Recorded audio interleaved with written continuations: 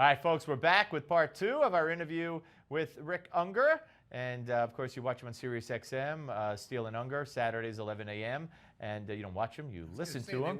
Yeah, I don't know. You know what I used to do? Let me tell you something. Because we have such a short time, I need to waste time. When back in the 90s, or when I was on WABC and all, or maybe it was early 2000, I'd say to people, now you go to your store, this is how ahead of my time I was, and you ask them for the radio TV monitor that you could buy. You just hook it up to your radio and you'll be able to see me in the studio.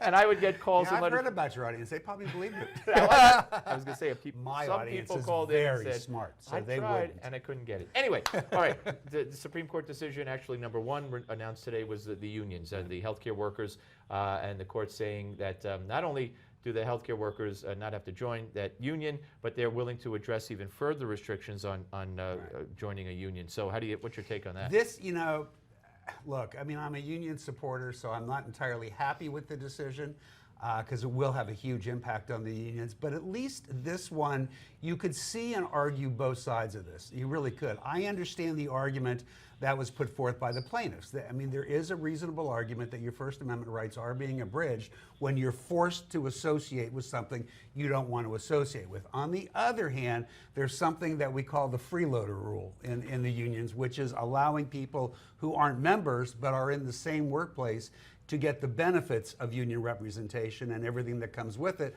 without having to pay something for it. That's what led to the rule we had before today, which was they had to make a contribution to the union. Because they're getting the same benefits. But not political. Right. Now, the argument that the plaintiffs made were everything's political. Everything's political. So I can, I'm not surprised the court came down this way. I think it's a little bit unfortunate.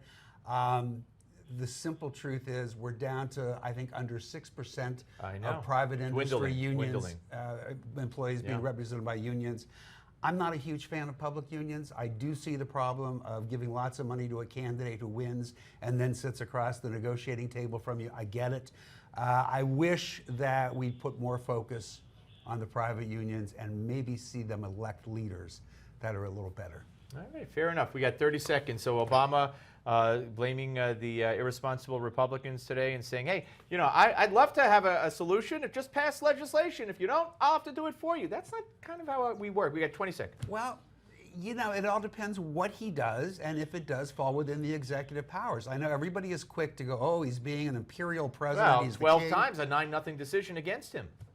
12 times? Yeah. Supreme Court. You mean last week? Well, no, not just last week. If you add them all up, the Supreme Court and the lower court. Is that true? Absolutely. I'll take your word for it. Yeah, it's true. Anyway, so we'll see. We'll see what he does, and we'll talk about it specifically. Great to see you, my friend. Thank you as always. All right, folks. As you know, we have this wonderful, wonderful feature, and we're coming back with it before we come back with the show, and it's America's Moment. And today's America's Moment, this particular America's Moment, takes a look at FDR's 1935 Social Security Act. Don't go away.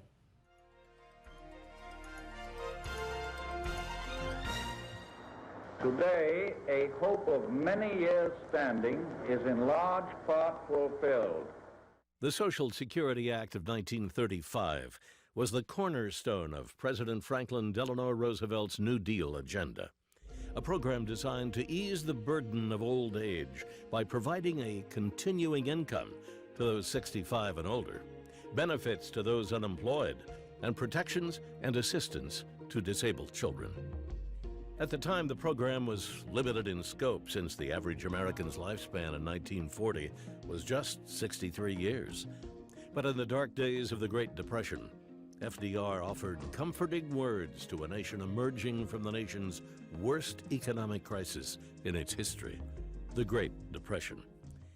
The first Social Security check was issued on January 31st, 1940, to Ida Mae Fuller, who was unmarried.